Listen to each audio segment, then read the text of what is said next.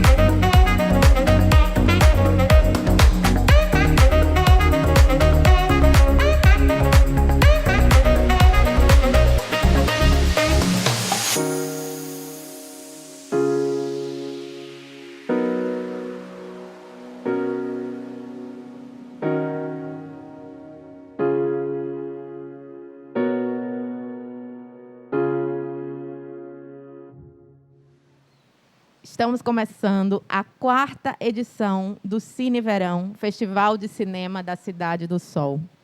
E esse ano, num formato diferente, mas possibilitando esse nosso encontro aqui, mesmo que virtual.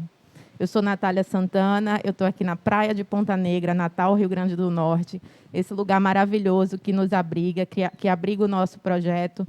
E eu quero convidar vocês que estão aí nos assistindo para acompanhar a nossa programação. Vamos começar hoje com um bate-papo incrível. Temos filmes no nosso site, tem um monte de coisa acontecendo nas nossas redes sociais. Então, acompanhe o projeto, vem com a gente curtir esse projeto, incentivar, valorizar o cinema potiguar, valorizar a galera que está aqui fazendo tudo isso com a gente, consumir esse conteúdo que a gente está preparando com muito carinho para vocês. E é isso. Sejam bem-vindos à 4ª edição do Cine Verão. E aí, galera, vamos começar a nossa programação de pensamento, de reflexão, de bate-papo.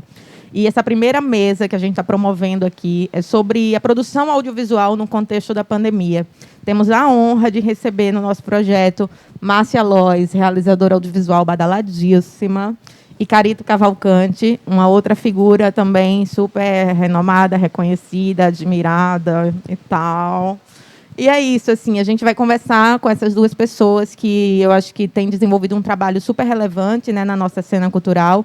Acho que durante esse contexto da pandemia foram pessoas também que estavam ali se reinventando propondo projetos e formatos diferenciados, né?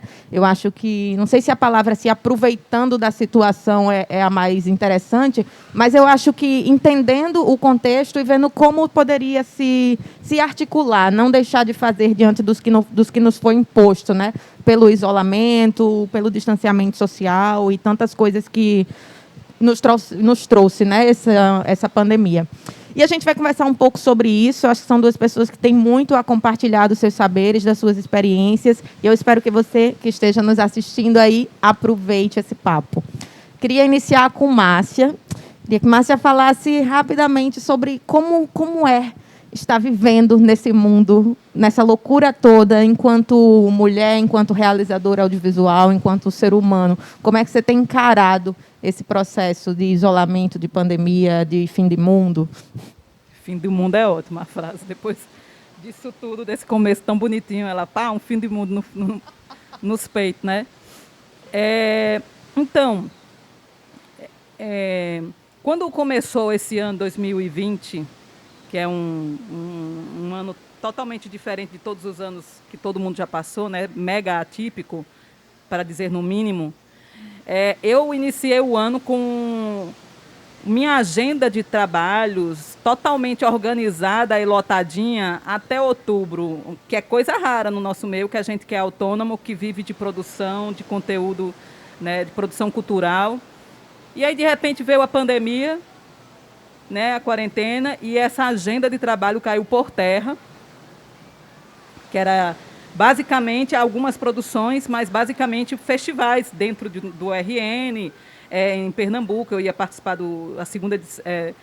eu ia participar pela segunda vez do Festival de Triunfo, que eu tinha adorado ano passado. E tudo isso caiu por terra e, sim, deu um baque. Eu fiquei... e no primeiro momento, assim, tive, sim, o início de uma depressão. Fiquei emocionalmente bem mal por conta disso, né? Sem a menor perspectiva de como voltar, quanto tempo isso ia durar. A gente ainda não tem essa perspectiva, né? A coisa ainda está rolando, né? O que era para ser alguns meses, o negócio já está enrolando aí, já tá, daqui a pouco completa um ano e a gente ainda está nessa situação. E aí os 2 primeiros meses foram bem angustiantes, a palavra é essa, para não dizer outra coisa. Mas aí, conversando com outras pessoas do audiovisual e também do teatro, que eu sempre, né, eu venho do teatro, fui para o audiovisual e eu fico nesse namoro safado entre teatro e cinema, que eu adoro, e que vou ficar nisso. Titina Medeiros, né, que é atriz daqui do RN, que também é conhecida no Brasil, ela já tinha, um tempo atrás, me dado uma cantada para a gente fazer um conteúdo independente, só a gente mesmo, com coisa que a gente gosta de fazer comédia, a gente acha que rir é ótimo para desarmar as pessoas, e aí, no meio da piada, você dá a sua alfinetada social, a sua crítica, só que a pessoa recebeu aquilo com um sorriso, mas a crítica foi lá, né? E a gente queria fazer algo que tivesse essa característica. Eu disse, vamos fazer? Ela, bora fazer. Aí a gente começou, chamamos Márcio Benjamin, e assim a gente começou de uma forma muito instintiva, orgânica, aproveitando que tanto a agenda dela como a minha tinha caído, porque sempre o problema era a agenda, né? Como é que conciliava a agenda das pessoas para poder fazer essas outras coisas. E assim a gente começou a criar um conteúdo que inicialmente era uma coisa só minha e dela, mas depois cresceu e foi virando um coletivo de antigas atrizes que trabalharam uns tantos anos atrás no teatro, mas que tinham parado e acabaram voltando agora nessa pandemia, que é o coletivo que se instituiu o Elenco das Primas, que é uma websérie de comédia que a gente fez 20 episódios durante essa pandemia, né? E se não fosse a produção desse conteúdo e o que foi baseado em erro e tentativa, talvez a minha saúde mental tivesse ido para o beleléu. Foi o que me salvou e acabou apontando caminhos de sustentabilidade também. Assim, a gente agora está vendo que a coisa cresceu. Paramos agora por conta da campanha política, né? Porque metade da equipe estava envolvido com as produções que envolvia a campanha política. mas a gente está se reorganizando já para voltar agora, já num outro formato, e a coisa tende a crescer e ter um viés econômico-cultural sustentável que a gente inicialmente não tinha percebido. Interessante, porque nesse processo todo, né, eu acho que todo mundo passou esses primeiros meses desse isolamento social recolhido, com tantas angústias, tantas expectativas, né? Assim, acho que a gente levou um puxão de tapete, assim, os planejamentos, assim, o 2020 fez bolinha do nosso planejamento, jogou no lixo. Foi exatamente isso. Pegou toda a minha agenda, resultado de trabalhos de 4, 5 anos, né? Porque demora para você manter direitinho. E, né, a gente que trabalha nisso, não é sempre que a gente começa janeiro e já sabe exatamente o que vai fazer. Isso é coisa rara. Então, finalmente, cheguei nesse patamar. E aí veio esse coronavírus e pegou minha agenda e socou na caixa prego, assim. E mexe com o meu emocional. E não foi só comigo, não. Eu conheço muita gente do meio artístico que, se não surtou, chegou perto de surtar. E eu acho que encontrar uma forma de se manter criativo, apesar dos pesares, é um jeito também de manter o juízo no lugar. Perfeito. Agora eu quero saber de Carito Cavalcante. Como é que você encarou esse início aí desse processo de isolamento social e como isso também influenciou no teu processo de criação inicialmente, né? Acho que Márcia trouxe isso, que aquela experiência pessoal de como foi sentindo, mas que desembocou em alguma coisa que resultou num processo criativo, num produto, como é o caso das primas. E eu sei que você também, né, passou por um processo parecido, acho que todos nós, e que, no final das contas, gerou também um produto audiovisual, uma obra, um trabalho. Depois a gente vai falar especificamente sobre os trabalhos, mas, inicialmente, eu queria saber sobre esse processo pessoal mesmo, de vivenciar esse contexto. Então, porque não tem nem como não falar da obra já, porque ela é justamente o resultado do contexto, né? Mas eu entendi o que você colocou, vou tentar ser sintético, o que é difícil para mim. É o seguinte, no começo, assim como Márcia falou, tinha uma agenda já com um monte de coisa para esse ano, né? Um ano assim bem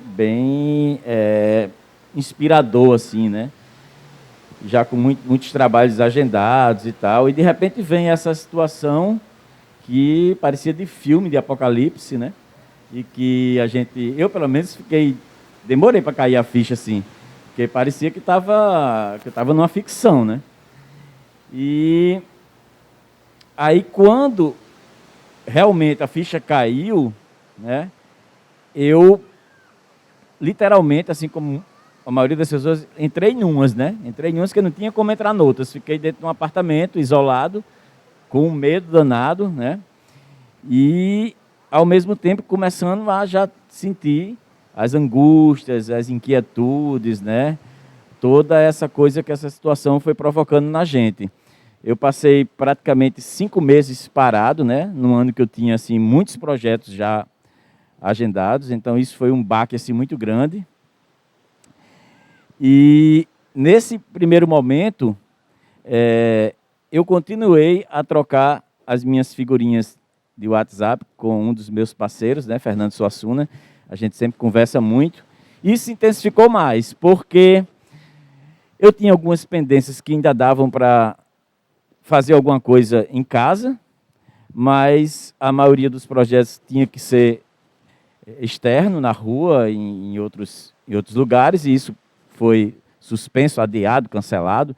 E o que dava para fazer em casa, eu fui fazendo, na ilha de edição, fazendo umas coisas e tal. E aí, como o cinema sempre fez parte da minha vida, mesmo sem a pandemia, tanto no fazer quanto enquanto cinéfilo, eu intensifiquei algo que eu sempre acreditei, né? Aquela poesia que diz, né? Aquela frase que diz, né? A arte existe porque a vida não basta, do Ferreira Goulart, e Nietzsche que diz, né? A arte existe para que a realidade não nos destrua. Então, me apeguei nisso aí. Eu e Fernando Suassuna, a gente intensificou mais ainda as nossas mensagens de WhatsApp e, claro, assisti muitos filmes que até então eu sempre assistia, mas com os horários, né, muitas vezes ocupados pelos trabalhos, não tinha tanto tempo livre como tive na pandemia, até porque era uma forma de driblar as angústias, né? Só que esse exorcismo, enquanto espectador, por mais interessante, chega uma hora que ele fica passivo e a síndrome do fazer artístico começou a me atingir, e a Fernanda também, e foi nessa troca de mensagens que a gente teve a ideia de fazer o Cabeça de Luz, que ainda não tinha esse nome, né?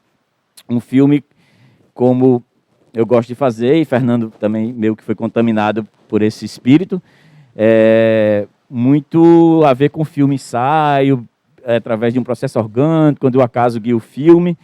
E aí eu pensei assim, quantas pessoas também como a gente estariam, né, fazendo uso do cinema como uma forma de exorcizar, de lutar nesse momento tão difícil, através do apoio da arte, né? E aí eu e Fernando, a gente começou a contactar várias pessoas, e que a gente sabe que tem ligação com o cinema, sejam realizadores ou cinéfilos, para saber como é que o cinema estava funcionando para eles nesse momento, porque já que para a gente estava de uma forma tão intensa, né? E aí a gente, devido ao isolamento, a gente pediu que as pessoas mandassem mensagens de áudio, né? E a gente pode detalhar mais sobre isso depois quando falar do filme, mas foi mais ou menos isso. As pessoas começaram a mandar mensagens de áudio muito rapidamente, porque eu acho que as pessoas também estavam com necessidade de se comunicar, de exorcizar, e aí houve essa imersão, né, criativa, que resultou no Cabeça de Luz e depois no Desapego, 2 curtas que têm a ver um com o outro, que eu posso detalhar melhor depois. E quando a pandemia, entre aspas, começou a melhorar, ou pelo menos dar sinais de que ia haver uma melhora, todos os trabalhos voltaram de uma vez. E aí eu me encontrei num novo momento, que é esse que está até agora, depois de 5 meses, diferentemente do que a gente torce para que os trabalhos venham diluídos. Muitas vezes na nossa profissão a gente sabe disso, né, que somos autônomos, a gente não tem controle sobre isso. E na pandemia, então, a coisa veio de uma forma muito mais poderosa, né? E a pandemia não acabou, e a gente não pode deixar de trabalhar, nem perder trabalho. Eu cheguei até a dispensar algum trabalho no auge da pandemia, com medo, mas depois de um tempo a gente precisa, né, pagar os boletos, né? E aí eu estou nessa situação, assim, que, por um lado, feliz pela volta dos trabalhos, e, por outro lado, com angústia revisitada nessa nova situação, que a gente sabe que a pandemia não só acabou, como agora tem um novo momento crítico, né? Mas a gente está aí. Márcia, eu queria te perguntar assim, as primas, você acha que o isolamento social, ele é um elemento, uma matéria-prima, ele foi uma matéria-prima para vocês pensarem nesse formato, assim, de vocês pegarem aquela situação que estava posta e dizer, poxa, o formato é esse, a ideia é essa. Como é que você entende, assim, tudo isso que estava acontecendo como um recurso para vocês? O isolamento é o ponto de partida, né? É a matéria-prima e, assim, a ideia era abordar como é que várias pessoas, diferentes situações, de diferentes lugares, com diferentes posicionamentos, mas estávamos todo mundo na mesma situação de precisar se isolar, querendo ou não, né? Precisar se isolar. E como você lidava com isso, tanto do ponto de vista dos relacionamentos afetivos, né, dentro daquele núcleo familiar, daquele local específico, como também do ponto de vista dos relacionamentos profissionais, né? Algumas pessoas, por exemplo, os professores continuaram dando aula à distância. Como foi isso, né? Eu conheço muito relato de amigo meu que são professores, que são relatos assim engraçadíssimos, alguns não tantos, mas relato de flagrar que os alunos estão com a câmera desligada e, de repente, ele está falando, percebe 2 pessoas roncando. Porque deixaram. Isso é hilário, né? E esses materiais, assim, a gente pensou assim, poxa, o clima já está muito pesado, e estava muito pesado, a gente já estava sentindo isso. Eu tive um pouco de depressão, né? E Titina também teve. Eu acho que todo mundo teve o seu momento baixo, que você disse, que a gente pensou assim, poxa, se eu continuar nessa linha, vou dar uma surtada. Todo mundo chegou nesse lugar. Então, a gente já está muito pesado, já está muito horrível. Como é que a gente tira alguma coisa disso? o Márcio Benjamin, que começou a escrever, né, no final eu também continuei escrevendo, ele disse, homem, vamos viralizar o humor, não só Baixa Astral, porque já está ruim demais. Então, nessa pegada de viralizar o humor, a gente ficou nisso. Então, como é que daria as inúmeras possibilidades de isolamento, né? E as inúmeras... porque neurose, ela pode ser muito engraçada, se você olhar de um jeitinho. Neurose tem coisas muito engraçadas. O Woody Allen, que eu adoro, ele é um neurótico, e todos os filmes dele são sobre alguém neurótica. E sim, a pandemia foi a nossa argila, assim, a quarentena, não a pandemia necessariamente, mas a quarentena, né? E aí a gente foi para brincar com a tia Fátima, que é Múcia, que virou a musa, a diva das primas. Tia Fátima bombou. A gente apostava muito que Titina ia lacrar, e ela lacrou, mas Tia Fátima foi Não a tem grande igual, surpresa. é. Não, todo Gente, eu mundo não sei, adora vocês Tia já Fátima. assistiram As Primas, né? Se não assistiu, assim, corre no canal do YouTube dessa galera, porque, sinceramente, eu não dormia uma noite de isolamento sem assistir, e eu ficava repetindo os episódios, que é semanal, né? É. E eu, tipo, via... Minha avó, gente, ficou louca com esse negócio, depois que eu mandei pra ela. E Márcio, inclusive, botou no roteiro de um dos episódios alguma mensagenzinha, não foi pra ela? Eu disse, gente, que loucura. Mas me diz assim, como foi o processo de vocês se reunir? Eu acho que se aproveitar também dessas plataformas, né, de reunião online. Como é que vocês compartilhavam esse roteiro? Como é que fazia para gravar? Tudo por celular. A gente nunca se encontrou uma única vez presencialmente. Então, no início, a gente saiu experimentando as plataformas que melhor davam certo, né? Tentamos o Skype, mas o Skype não é muito legal, porque trava e tudo. Aí a gente até chegou a tentar o Zoom, mas também é meio complicado de mexer. E no final a gente acabou indo para o mais simples, que era... A gente usava 2 celulares. Um celular era para manter a comunicação, que era nesse celular que tinha a interação dos atores, e também uma terceira pessoa à distância fazendo a direção, porque nunca deixou de ser dirigido. Sempre teve alguém acompanhando. Então, às vezes, numa chamada... No começo era sempre 2 pessoas. Depois a gente começou a botar 3, 4, 5. Mas, por exemplo, se o elenco era de 2 pessoas, então na videochamada tinha aquelas 2 atrizes daquele episódio, mais o diretor. E aí ficava um celular com a videochamada, para ficar realmente na Vera, e um outro celular desconectado, né, sem internet, só ligado na câmera do celular, para ter uma qualidade de imagem e som melhor, porque no próprio aplicativo do WhatsApp eles comprimem, aí a imagem não fica tão legal. E a gente usava aquela fita dupla face, colava um no outro e ficava segurando na mão e podia se movimentar.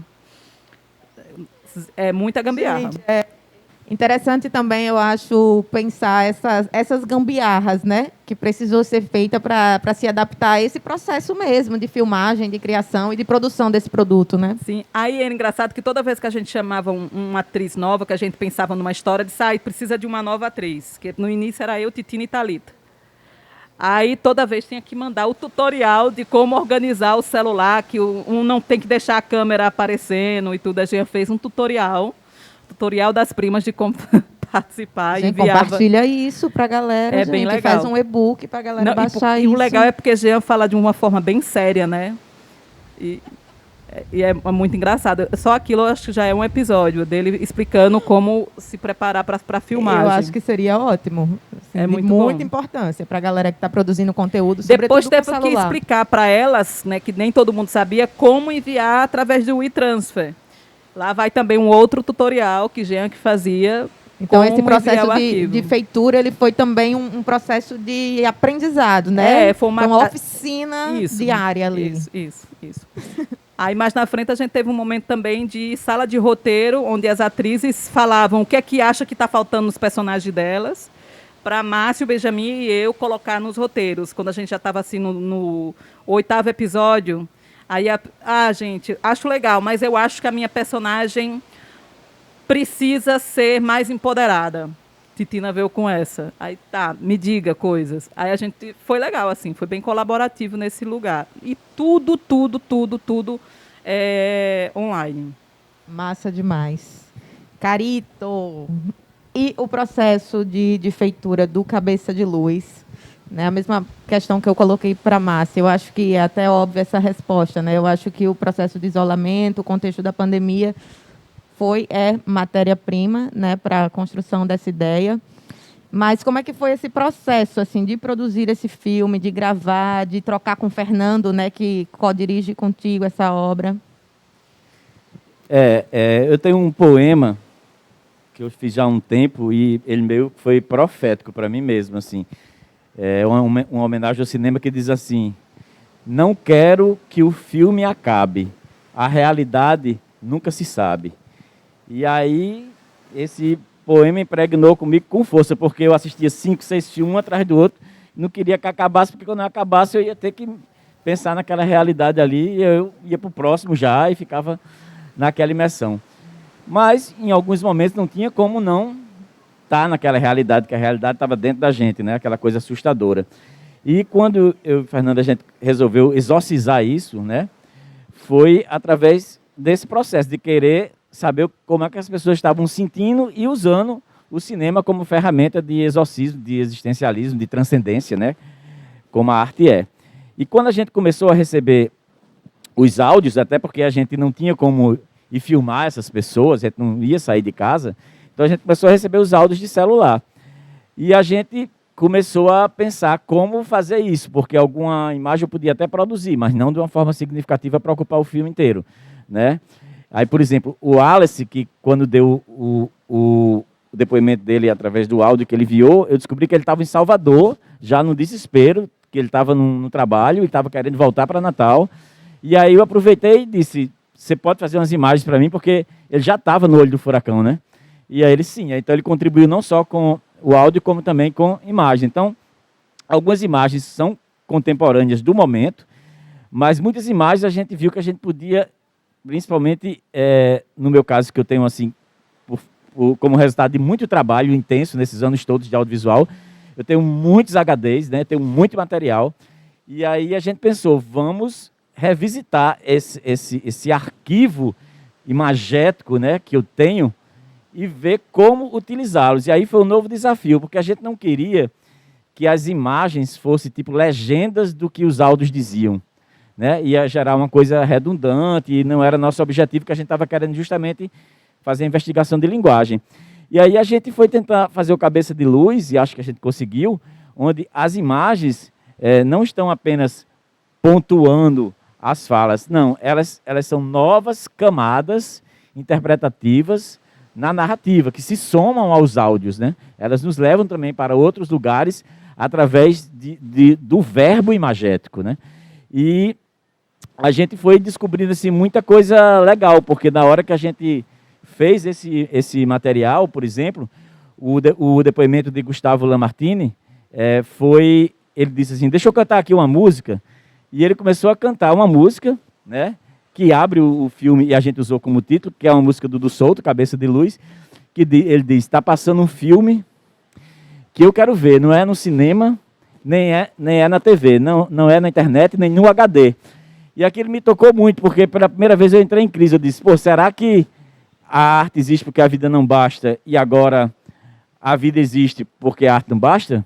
Porque eu estava querendo sair de casa, a arte estava ali dando um suporte grande, claro, tanto enquanto espectador, enquanto também realizador, mas chega um momento que eu não estava aguentando mais, como todo mundo, né?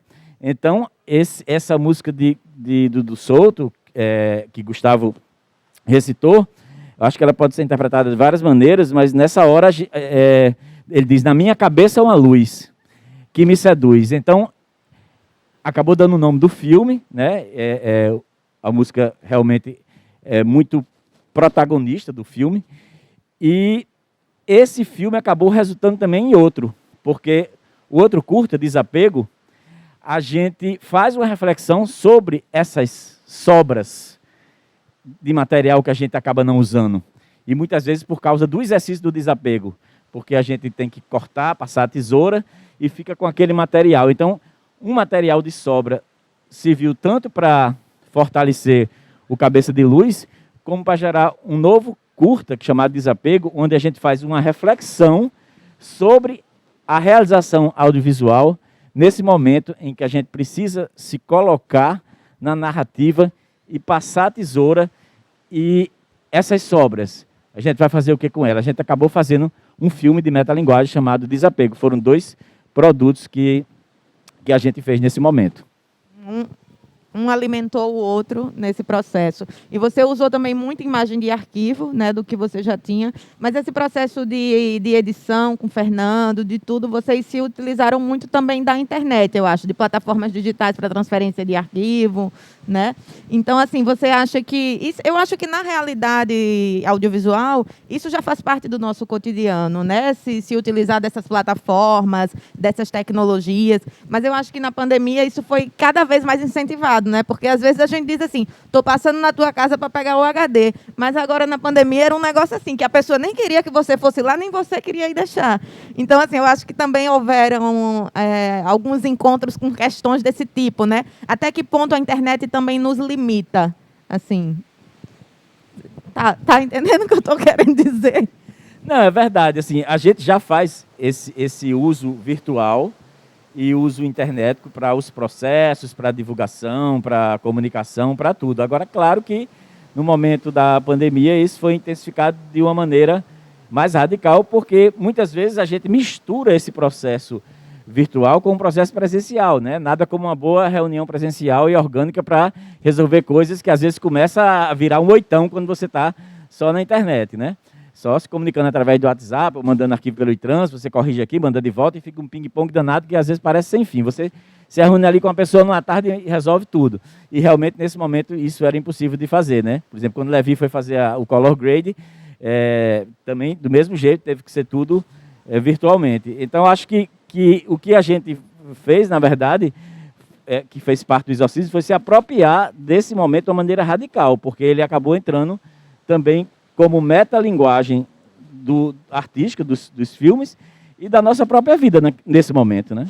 Agora a gente já consegue misturar mais, né? Tanto que a gente está aqui, com todos os cuidados, claro. Mas em um determinado momento era algo assustador. Eu lembro de um filme que eu assisti há muito tempo, chamado Remando ao Vento, que é sobre os bastidores da criação de Frankenstein, com Lord Byron, Mary Shelley e tudo. E tem um momento do filme que Byron propõe a essa galera, né, amiga deles, que eles estão lá no lago do Byron, na Suíça, e ele diz assim, eu sugiro que todos agora subam para os seus quartos e pensem na coisa mais terrível que vocês possam imaginar. E eu vou dizer para vocês que nada é tão terrível quanto a própria realidade. Então, assim, naquele momento, né, da pandemia no pico, pelo menos, agora a gente já está num momento ambíguo, né, a gente tem uma recaída, mas também tem esperança. Naquele momento assustador, eu vi um pouco como esse filme de Byron, né?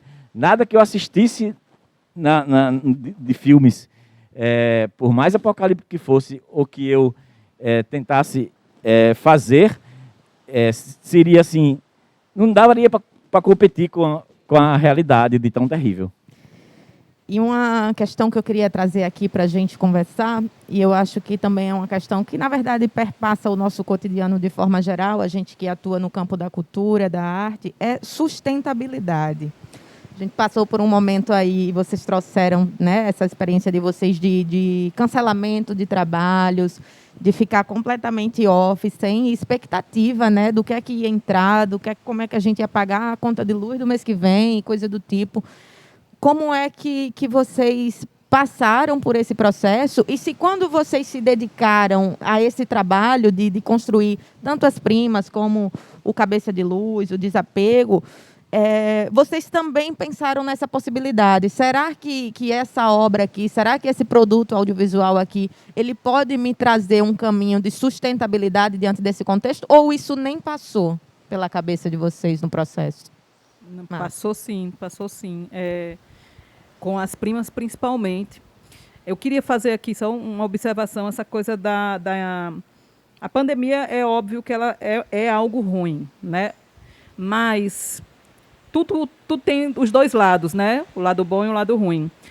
E dentro do contexto também da sustentabilidade, eu participei, nessa pandemia, de vários eventos online que, numa outra situação, eu jamais poderia participar. Não jamais, mas participaria com muita dificuldade, porque são eventos pagos, fora do Nordeste, teria que ir para São Paulo. Eu participei de um evento em Cannes, entendeu?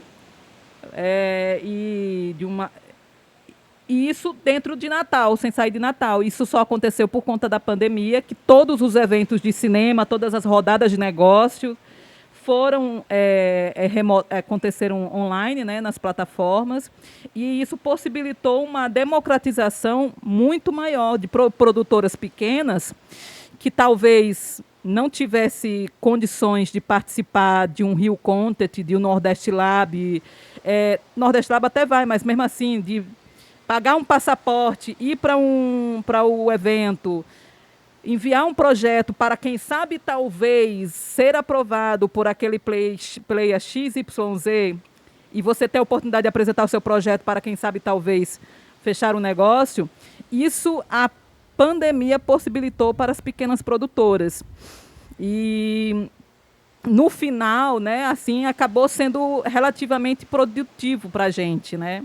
A gente abriu possibilidades e janelas e portas aí que acredito que seria muito mais complexo, muito mais difícil se não fosse nesse formato, né? Sobre as primas, do ponto de vista de sustentabilidade, inicialmente era uma coisa para a gente não pirar o cabeção, porque a gente estava, né, como você falou, precisando exorcizar. Né, a gente só via morte, todo dia aumentava o número de mortes. Eu morrendo de vontade de ver minha mãe, mas morrendo de medo de chegar lá e ser eu a pessoa que está levando o vírus para ela. Então, sem poder conversar, uma preocupação danada, sem poder trabalhar, sem saber quando é que voltaria. E começamos a fazer as primas para aquietar o juízo e botar nossas angústias de uma forma leve para fora, até também para ajudar outras pessoas. Já que você não pode vencer, vamos rir. Rir é o melhor remédio, com um pouco de responsabilidade, mas vamos rir.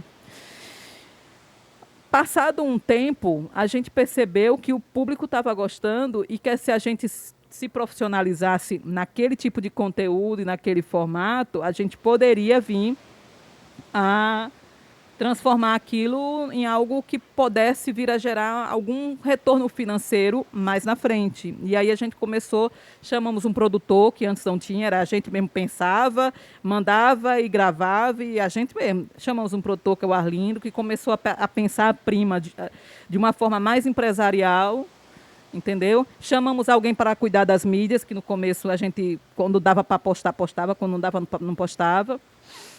E agora a gente está no momento de reestruturação, né, pensando aí em branded content e todas essas coisas, se utilizando do conteúdo às primas para relançar o próximo ano de uma forma maior, entendeu?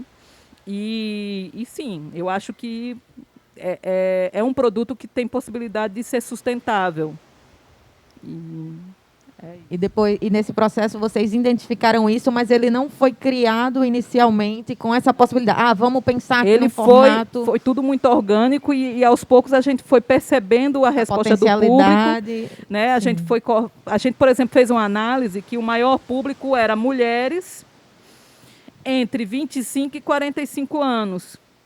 Coincidentemente, o nosso elenco é formado por esse grupo, né? Então, de certa forma, a gente fala com, né, uma questão de espelhamento de quem está fazendo e de quem está assistindo, né? A gente percebeu que o engajamento era maior no Facebook e no Instagram. E isso a gente foi percebendo, que esse nosso público está mais nessas plataformas. E o pensamento de transformar isso em algo maior e que agregue mais e que amplie isso aí veio com a chegada de Arlindo. Perfeito, importante, né? Um produtor que chega junto também, eu acho que para pensar esses caminhos assim de sustentabilidade, de retorno, sobretudo financeiro, porque eu acho que tem uma conversa que eu não gosto muito, que é assim: a gente está fazendo isso aqui, alguém chega e te pergunta, quanto custa isso aqui? E tu diz nada. Mesmo se a gente não estiver pagando em moeda real, isso aqui tem um custo, isso aqui tem um valor. E é muito importante a gente saber mensurar isso, né? E aí pensar também, eu acho que essa questão de pensar a obra como um produto, em algum lugar é importante que isso aconteça, não desmerecendo ou diminuindo a sua potencialidade artística, cultural, enfim. Mas, assim, entender que, assim, sobretudo vocês que são produtores, você que tem uma produtora, Carito também com a Praieira, vocês precisam disso, isso é o trabalho de vocês. E existem pessoas que também precisam disso, né? Eu acho que, eu estava participando de um curso agora que não é que você tenha que fazer o produto que já chegaram para mim, né? Eu quero um produto que cause tal coisa no público.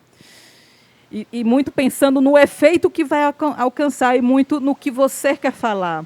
Eu acho que primeiro você tem que saber que mensagem você quer passar, o que você quer passar.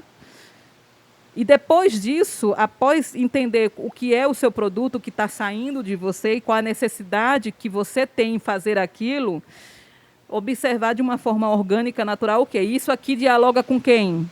E aí agora eu vou começar a trabalhar esse grupo que dialoga com isso, né? Mas eu acho que pensar primeiro na causa que eu quero e depois pensar no produto é o caminho equivocado. Sim, né? sim. Um produto, obra de arte, enfim. Porque Sim. eu não tenho melindre. Para mim, é um resultado de um trabalho. Um resultado de um trabalho é uma obra de arte e também é um produto. Porque você, como você mesmo falou, né?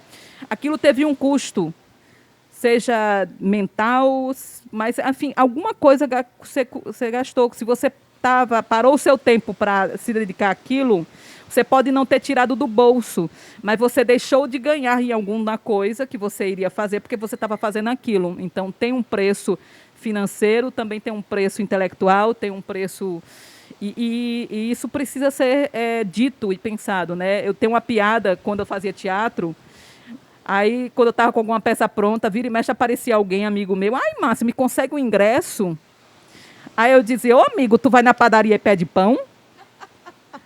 Quando você conseguir fazer isso, aí eu lhe dou os ingressos. Porque assim, né? Assim, o povo acha que é artista, vive de luz, faz porque é legal, porque é bacana. Sim, não vivo de luz, não realiza fotossíntese. É muito importante Tudo que o tem um público preço. entenda isso, né? Assim, porque é um trabalho, é uma força de trabalho, é uma energia direcionada para construir algo, para que vocês apreciem, para que vocês consumam, para que vocês se vislumbrem. E o que é que não foi, eu acho, o cinema na vida da população brasileira mundial nesse processo de isolamento, né? Só para finalizar aqui, Carito falou várias vezes, o cinema, né, e aí eu falo as artes de forma geral, foi que manteve grande parte da população sã.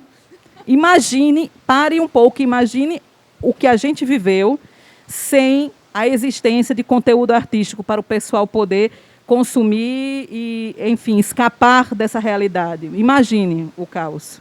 Verdade.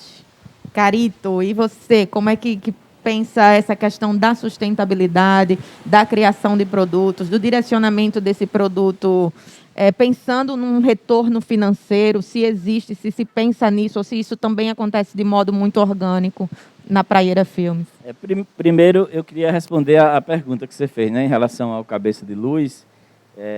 O Cabeça de Luz ele foi realmente pensado inicialmente muito mais, como eu falei, para exorcizar, né, o momento e também como um momento de exercício de linguagem, de aprendizado, de estudo, porque como a gente estava ali vendo tantos filmes, então na hora que a gente vai fazer o nosso, especificamente o Cabeça de Luz, a gente tinha um tempo maior, digamos assim, para poder fazer aquela investigação de linguagem, inclusive usando a falta de recursos, entre aspas, como um recurso para fazer essa investigação. Então, no primeiro momento, realmente não pensamos nisso. O desapego já foi uma consequência tanto da linguagem do filme, como também porque a gente fez para participar de um edital. Mas eu queria ressaltar aqui uma coisa. Depois, quando os trabalhos voltaram, eles voltaram mais intensos, tanto em termos de quantidade, quanto em termos de conteúdo, do que no início do ano, quando ainda não existia a pandemia. Claro que ninguém vai achar bom a pandemia, essa coisa terrível. Mas, assim, como os artistas tiveram que se reinventar, a arte teve que se reinventar, a linguagem audiovisual ela teve um empoderamento por causa do momento. Então, quando os trabalhos voltaram para mim, eles voltaram muito mais do que no início do ano, quando não havia ainda a pandemia. Então, assim, os trabalhos voltaram de uma forma tão intensa que até dia 31 de dezembro eu tenho agenda todo dia. Claro que sempre a gente fica angustiado com todos os cuidados e tudo. E em relação ao que você perguntou da sustentabilidade, eu acho que é uma construção, né? No caso da Praeira Filmes, a gente procura, digamos assim, criar um portfólio, né? Uma construção de vários tipos de produtos audiovisuais, onde, de certa forma, tem a minha assinatura como diretor, né? A minha assinatura que eu sempre digo que eu gosto de contrabandear a poesia e de tentar fazer um produto que tenha uma... Eu acho chata essa palavra diferenciada, né?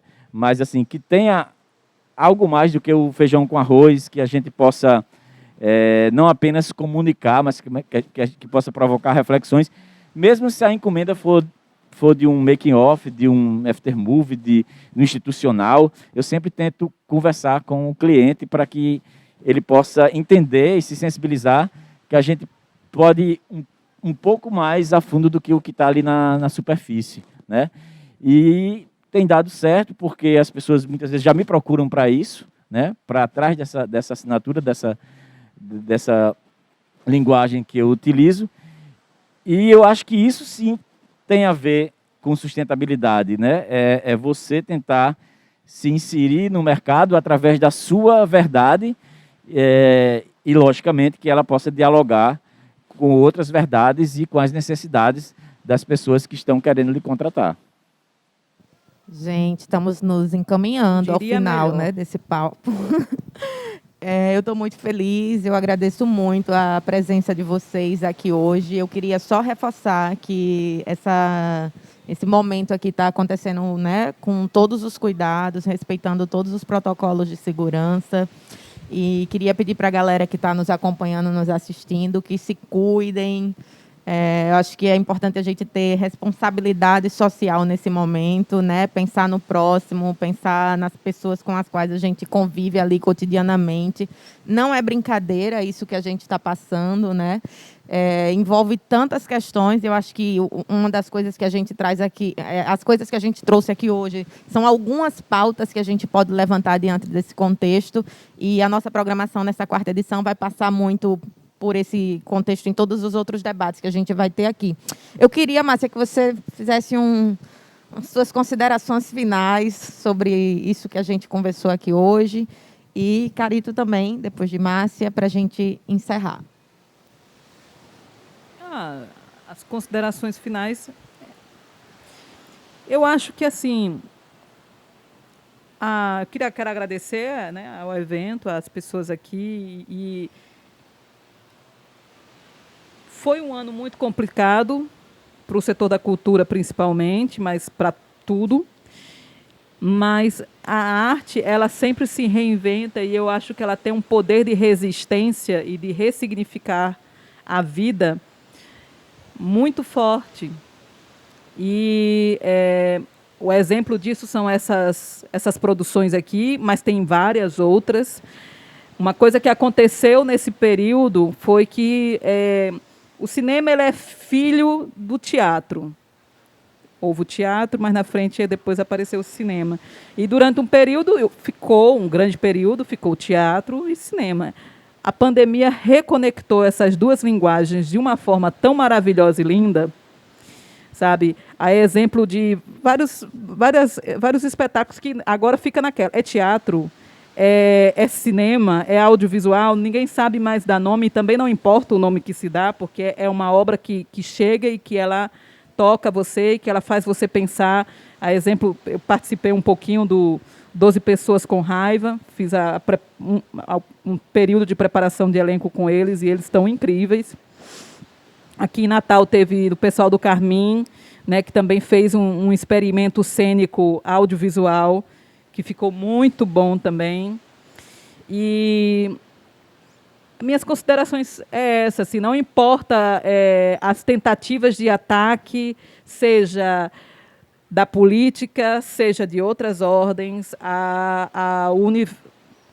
os trabalhadores da arte, eles vão sempre encontrar formas de se ressignificar, de se reinventar e de continuar existindo e impactando a sociedade. Que é para isso que a gente veio e não, pode cortar todas as verbas, todos os editais, pode acabar com a Ancine, mas a gente vai continuar. E é isso, assim. Pandemia não acabou, gente. Continue se cuidando e cuidando dos seus e continue trabalhando, acreditando no que você tem que fazer. Obrigada, Márcia. Aproveitando até a deixa de Márcia aí, quando ela falou que o cinema é filho do teatro, né? Eu queria contar uma historinha rápida. Quando o cinema surgiu, ele pegou muitos cenógrafos de teatro, né? Que o cinema, como o Márcio falou, como sendo filho do teatro, ele foi existindo e também se apoderando de algumas coisas que vinham da linguagem do teatro. Sempre que uma nova linguagem surge, a outra torce o nariz, né? Foi assim quando a fotografia surgiu, a pintura torceu o nariz, e assim também com o cinema, o teatro torceu o nariz. E tem uma história que conta que um grande cenógrafo de teatro tinha um discípulo muito promissor, e quando o cinema surgiu, esse cenógrafo mestre, né, descobriu que o discípulo dele estava enveredando pelo cinema, aquela arte menor na concepção dele, né?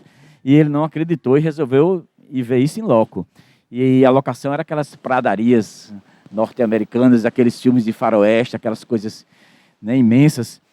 E quando o cenógrafo mestre chegou e viu o discípulo, disse: "Não acredito, você aqui", como se ele fosse um traidor, né? Então o cenógrafo discípulo disse para ele: "Vê aquelas montanhas? Eu agora posso trabalhar com um cenário do tamanho do mundo." Então, sejam montanhas virtuais, sejam montanhas reais, eu acho que elas representam as possibilidades infinitas de reinvenção, de ressignificação que a gente sempre vai ter. É isso. Pegue essa. É isso, vamos finalizar aqui. Quero agradecer a vocês. Acessem o nosso site, assistam Cabeça de Luz, assistam As Primas no canal do YouTube da galera, acompanhem a nossa programação. Esse projeto está sendo realizado com o incentivo da Lei de Emergência Cultural Aldir Blanc, através da Prefeitura do Natal e do Governo Federal, e, claro, com o apoio, incentivo, coração, mão, mente, disposição de muita gente que está aqui fazendo isso com a gente, de vocês que estão nos assistindo e que dão essa moral aqui para a gente continuar seguindo firme e forte. Obrigada.